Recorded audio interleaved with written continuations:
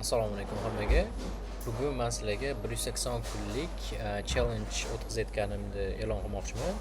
Ya'ni 180 kun davomida SAT ga kerakli bo'ladigan o'sha hamma skilllar deymizmi, har xil o'sha resurslar, har xil practice questionlar, har xil booklar, hamma kerakli bo'ladigan narsalarni hammasini rivojlantirishga harakat qilamiz 180 kun davomida.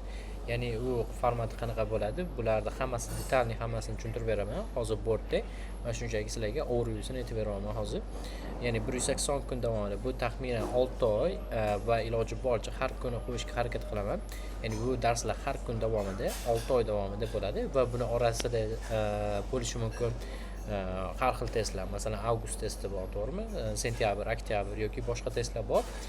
Sizda test qachon bo'lishidan qat'iy nazar siz bu challengedan ancha katta foyda olsangiz bo'ladi, chunki bu davomida siz nafaqat o'sha aytaylik SAT ga bo'lgan content yoki balki boshqa kontentlardan ham, ya'ni masalan general englishingizni improve qilish uchun ham ancha foyda olsangiz bo'ladi. Ya'ni bu video yoki bu challenge kim uchun desangiz, bu SAT ga tayyorlanmoqchi bo'lganlar, SAT ga tayyorlanayotganlar yoki SAT ni topshirib yanada ballini katta ya'ni oshirmoqchi bo'lganlar uchun ham, yoki aytaylik IELTS ga tayyorlanayotganlar uchun ham ingliz tili qismi ancha yordam berishi mumkin, yoki o'zi Englishni oshirmoqchi bo'lganlar uchun ham yoki Maths ga qiziqqanlar uchun ham bu challenge ancha foyda bo'ladi. Men endi kursda yoki kurs emas bu aslida bu challenge tekin kurs desak ham bo'ladi. Hamma narsa tekin bo'ladi buning ichida. Shunchaki 180 kunlik challenge. Men sizlarga endi bu qanaqa ishlaydi hammasini tushuntirib berishga harakat qilaman. Hozir bordga o'layman.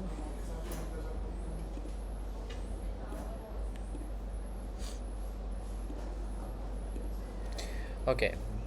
180 day challenge. O'zi buni nimaga boshlayapman? O'zi qayerdan olganman ideyani?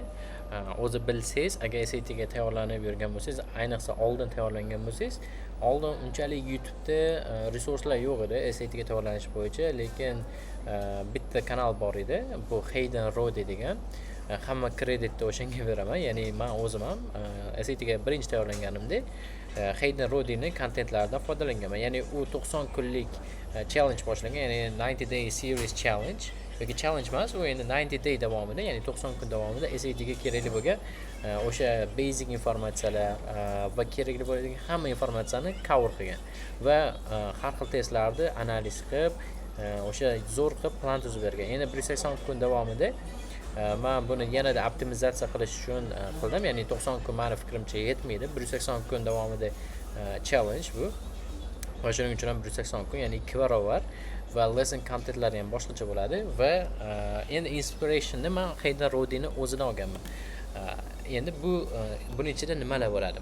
Endi format, endi birinchi bo'lib maqsadidan boshlaylik. O'zi nima maqsadda men boshladim? Birinchi navbatda 180 kun davomida men o'zim uchun masalan katta disiplin rivojlantira olaman, ya'ni katta intizom.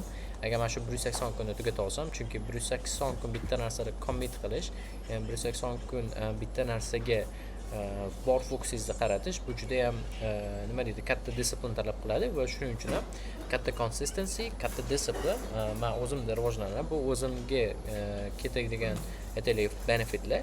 Endi boshqalarga qanday foydasi bo'lishi mumkin?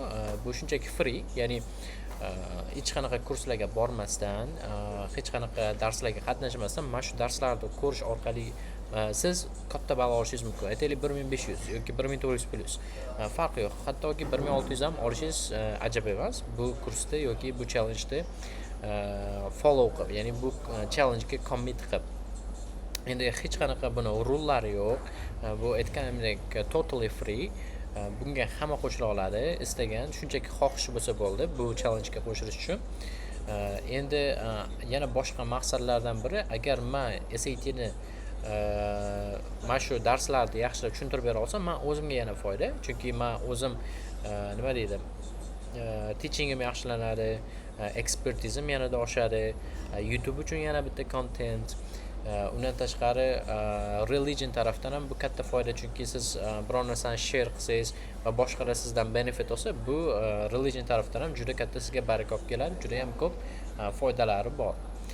Shuning uchun ham men 180 kunlik challenge boshlayapman. Bunaqa challenge qilmaganman. 180 kun juda ham katta men fikrimcha. Chunki orada har xil narsa bo'lishi mumkin. Endi xudo ko'rsatmasin yomon narsalar ham bo'lib qolishi mumkin. O'zingizni sog'lig'ingiz yoki boshqa narsalar. Lekin bularga qaramasdan men challenge qilmoqchiman. Xudo xolasa yaxshi bo'ladi degan umiddaman va konsistent bo'lishga harakat qilaman. Endi nima iloji bo'lsa ham ilojini topib qilishga harakat qilaman mana shu 180 kunda. Chunki men bitta narsani eshitgandim, agar biror bir narsaga katta rezultatga erishmoqchi bo'lsangiz, 6 oy bor fokusingizni bersangiz, katta ehtimol bilan o'sha maqsadingizga erishasiz. Va meni bitta katta maqsadlarimdan bittasi bu SAT dan 1600 ball olish. Hozir SAT dan 1600 ham yo'q, hozir pastroq 1600 emas, 1530 va shuning uchun ham men 1600 olish niyatim bor. Endi necha marta ketsa ham men bu ballni olmoqchiman va men o'zi 1600 ga ketadigan qanaqa journey o'shani dokument qilish uchun men shuni qilyapman.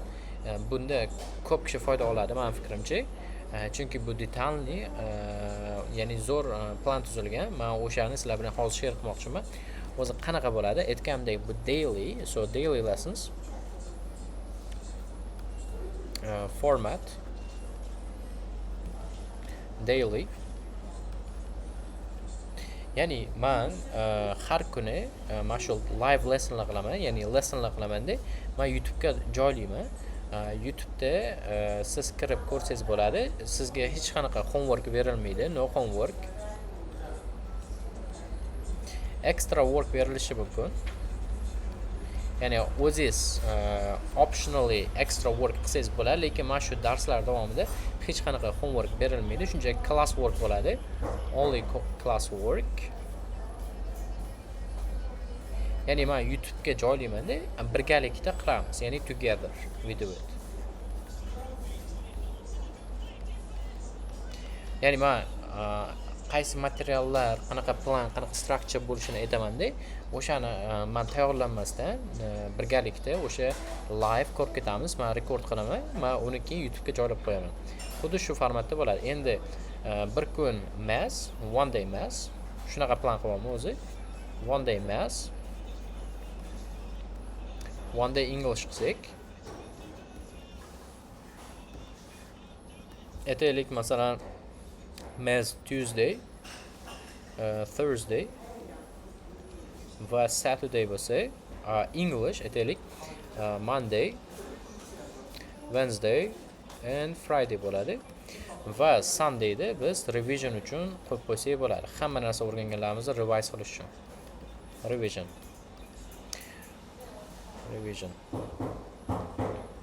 Overall duration masalan bitta darsga taxminan qancha ketadi? Meni fikrimcha taxminan 2 soat.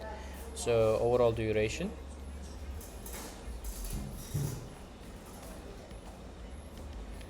2 hours.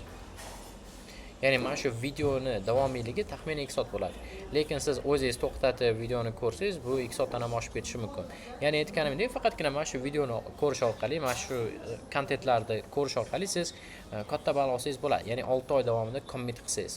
Sizdan katta disiplin talab qilinadi. Bunaqa disiplin balkim sizda bordir, balkim yo'qdir. Agar bo'lmasa yaxshi, bu rivojlantirsangiz bo'ladi. Bu zo'r shans siz uchun, zo'r imkoniyat. Endi men taxminimcha 2 soat. Endi 2 soatdan oshib ketishi ham mumkin ba'zi paytlar, chunki planimiz ko'p, xohlasa. Xo'sh, yana nimalar bo'ladi? Endi Englishda nimalar bo'ladi desangiz, masalan, strukturasi qanaqa? English structure. Biz asosan General Englishga ishlashga harakat qilamiz. General English. Endi logikasini tushuntirishga harakat qilaman. General English ko'ramizda, keyin instruction based. Birinchi bo'lib reading dan ko'ramiz, chunki qiyinroq reading, ko'p energiyani olib qo'yish mumkin. Reading, instructions. Ya'ni topic based demoqchiman. Topic based. SAT readingda qanaqa topiklar tushsa, o'shalarni ko'rib, rullarni o'rganib, o'sha berilgan kitoblardan foydalanib ketamiz, o'sha questionlarni ko'rib ketamiz, topic based.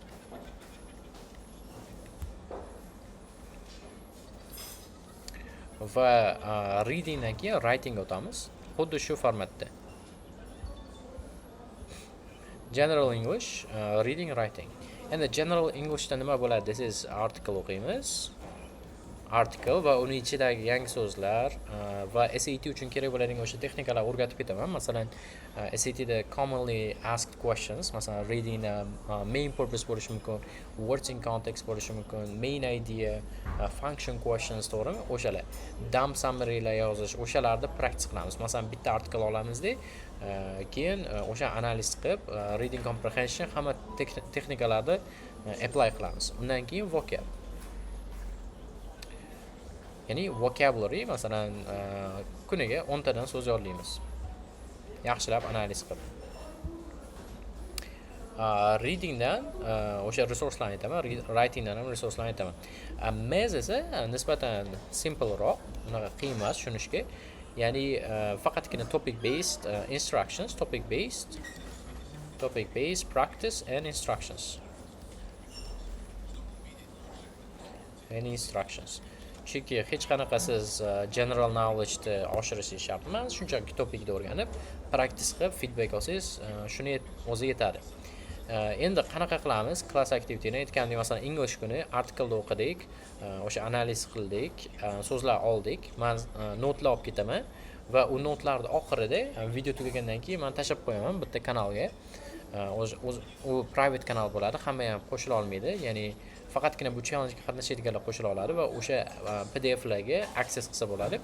Vocabdan ham xuddi shunaqa notlar qilib ketamiz, highlight qilib ketamiz, o'sha PDF-ni tashab qo'yaman. Readingdan ham birinchi bo'lib instruction o'rganamiz, o'sha topik nima, men o'zim bilganlarimni aytishga harakat qilaman va undan keyin kitoblar ko'rib chiqamiz, o'sha qonun qoidalari, examplelar ko'ramizda, undan keyin exerciselarga o'tamiz. Va exerciselarni birgalikda qilib ketamiz va tekshiramiz, xatolar bo'lsa men to'g'rilab ketaman oxirida.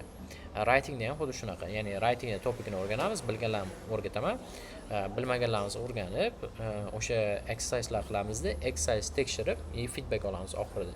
Va oxiridagi conclusionlarni yozib qo'ysak bo'ladi. Shu joyda xato qildim, shu joyda shunaqa bo'ldi. Vocabga ham qattiq ishlaymiz, ya'ni vocab in context, words in context. Ya'ni kontekstdan o'rganishga harakat qilish kerak va o'shani aktivroq qilamiz. Mathda shunchaki topikni o'rganamiz, bilganlarni o'rgataman, topikni o'rganib, example ko'rib, exerciselar ko'ramiz, feedback, checking, shunaqa holatda ketadi. Overall shunaqa. Endi qanaqa resurslardan foydalanamiz desangiz, Englishga o'tamiz. Xo'sh, reading uchun, mayli, vocabdan boshlaylik. Vocab uchun SAT Tashkent deb zo'r kitobi bor, SAT vocab degan. Satashkent vocab adashmasam. Satashkent vocab. Ya'ni vocab book edi adashmasam nomi, to'liq nomi. Vocab book. Demak, vocab bookni men resursini tashab qo'yaman. Oldindan aytgandek, hamma ham qo'shila olmaydi kanalga. Qo'shilmaganlar faqat video davomida ko'rsa bo'ladi. Qo'shilganlar oldindan ko'rib tayyorlanib ketsa bo'ladi yoki qo'shimcha yana tayyorlansa bo'ladi. Bu kitoblar hammasini tashab qo'yaman o'sha kanalga. Vocab book. Vocab book ichida har xil kitoblar bor. O'sha College Panda 400 words, Ivy words, o'sha Erikaniki hamma kitoblar bor. Ya'ni o'shani yodlab chiqsak o'zi yetadi. O'zi aslida words in context unaqa ko'p so'z yodlash shart emas, lekin asosiy common wordlar bilib olsak bizga zarar qilmaydi. Xo'sh, vocabga ishladik. Va active vocabimiz bo'ladi. Undan so'ng reading. Readingga qanaqa kitoblar ishlatamiz? Readingga Erika Reading bor. Eskiroq kitob, lekin baribir strategiyalari yaxshi. Erika Reading, Digital SAT English Workbook bor. SAT English Workbook. Buning ichida ham writing bor, ham reading bor. Biz readingni ham writingni ishlatamiz. Erika Reading, Digital SAT English Workbook. Then we have Prepros Reading. Keyin bizda Question Banks bor. Question Banksga уже men videolar qilib chiqaman. O'shalar ko'rsanglar bo'ladi. Agar ko'rmagan bo'lsak, Question Banksni o'sha yerda qilib ketamiz. Va hozircha shunaqa shu kitoblar. Undan keyin practice ko'ramiz. Writingda qanaqa kitoblar? College Panda Writing. Xo'sh, College Panda Writing. Erika Grammar bor. Erika Grammar. Xo'sh, undan so'ng prep-prose writing bor. Digital SAT English Workbook bunga ham ishlatamiz. Undan tashqari Question Banks bor, eng zo'r resurs. Question Banks. Va asosiy manbalar shu, endi qo'shimcha manbalar ham bo'ladi. Masalan, articles bo'ladi. Bitta article o'zi resursi bor, o'shani tashib qo'yaman. O'shandan foydalanamiz asosan. Vocabni aytdim. Keyin diagnostic mezda ko'raylik. Mez uchun eng zo'r kitob masalan menimcha College Panda oddiy SAT uchun, for SAT. DSAT uchun ham ko'rib chiqamiz. College Pandaning DSAT formati bor. Panda DSAT. Yana bitta narsani qo'shib ketay. SAT Tashkentda kitoblarni qo'shsak bo'ladi bu yerga. Yaxshi kitob qilishgan. SAT Tashkent Botgan. College Panda for DSAT, prep-prose math qo'ysak bo'ladi. Prep-prose math bor. Prep-prose hard questions bor hali. Prep-prose hard questions. Birinchi qismi bor, ikkinchi qismi bor. Ikkalasini ham ko'ramiz. Keyin Orange Book bor, uni ham ko'rsak bo'ladi. Orange Book. Xo'sh, undan tashqari Dr. Chang edi, o'shani ismlari har doim esimda qolmaydi. Dr. Chang adashmasam. Dr. Chang's Book. Va yana qanaqadir qo'shimcha kitoblar bo'lsa, ularni ham ko'rib ketaveramiz. Bular asosiy resurslarimiz shu. Bu instructionlar uchun. Instructiondan tashqari question banks bu asosan practice uchun ko'rib chiqamiz bu kitoblar, bu savollarni. Bunda ham xuddi shu question banks bor. Va question banksdan tashqari bizda hali practice ham bor. Oxirida practice ham qilamiz. Bular tugagandan keyin faqatgina praktika o'tamiz. Ya'ni praktika ko'p real questionlar bor, blue book savollari bor. Endi meni qanaqa edi? 6 oylik plan bo'lsa, men planim bo'yicha 6 months bo'lsa, ko'proq instructionlar o'rganib, general knowledge'imiz kuchaytirsaydi, keyin hamma o'sha instruction based kitoblarni tugatsak, zo'r fundament bo'ladi. Keyin faqat praktika qilib feedback olsak bo'ladi. Meni planim bo'yicha har oy aytaylik har 2 haftada biz practice test qilishimiz, real test ko'rishimiz. Every 2 weeks diagnostic test. Ya'ni biz o'syapmizmi yo'qmi, o'shani bilish uchun diagnostic test qilamiz. Bunda Blue Book testlaridan foydalanamiz. Blue Book'dagi chunki realistik, eng yaqin SAT formatiga bo'lgan va o'zi platformasi ham bor. O'sha platformada hamma featurelari bor, o'shani ishlatsak bo'ladi. Shuning uchun har 2 haftada Blue Book topshiramizda, keyin bitta dars English bo'lganda Englishni tushuntirib beraman, analiz qilib, Math bo'lganda Math'ni analiz qilib tushuntirib beraman. U ham boshqa o'sha kunlarimizga qo'shilib ketadi. Undan tashqari bu resurslardan yana ustimizda ishlayveramiz, vikariyalarda ishlayveramiz va asosiy narsalar shu. Yana qo'shimcha narsalarni aytib ketaman. Aytganimdek, overall darsimiz 2 soat bo'ladi. Asosiylari shu. Endi bitta narsa channel requirements, channel access. Kanalga qo'shilish uchun o'zi nima qilish kerak? Qanaqa requirementlari bor? Endi hammani ham olavermayman bu kanalga, hamma ham bo'lishi kerak emas meni fikrimcha. Chunki bu challenge-ga qo'shiladiganlar juda ham committed bolalar bo'lishi kerak, committed guys bo'lishi kerak. Shuning uchun ham bu commitment ko'rsatish uchun ba'zi bir qoidalari bor. Birinchidan, mana shu bitta anonni aytaman. Bu descriptionda qoldiraman kanalda. Bu videoni descriptionda qoldiraman. Kim qaysi anonga yozishdi? Qaysi Telegram username ga yozishdi? You have to write to Telegram username. Men bu Telegram username ni descriptionda qoldiraman. Telegram username X. Mayli, hozirdan beraveray. Telegram username'im Jahongir Gaffarov va buni ham qoldirib qo'yaman. Mana shu Telegram username'ga yozsangiz, endi nimalar yozishingiz kerak? 3 ta kanalga jo'natgan. Mana shu post bor, ya'ni mana shu videoni yoki mana shu aytaylik Telegram kanalda ham post qilaman. O'sha Telegram kanalda postini 3 ta kanalga, 3 ta gruppaga jo'natgan bo'lsangiz, kanalmi, gruppami farqi yo'q. English yoki mathsga related bo'lgan. Keyin screenshotini tashlasangiz, mana shunga, mana shu username'ga SAT Materials degan kanal bor. SAT Materials Jahongir bor. Materials. Mana shu kanalga subscribe bo'lsangiz, keyin bo'l, uni ham screenshotini tashlasangiz bo'l.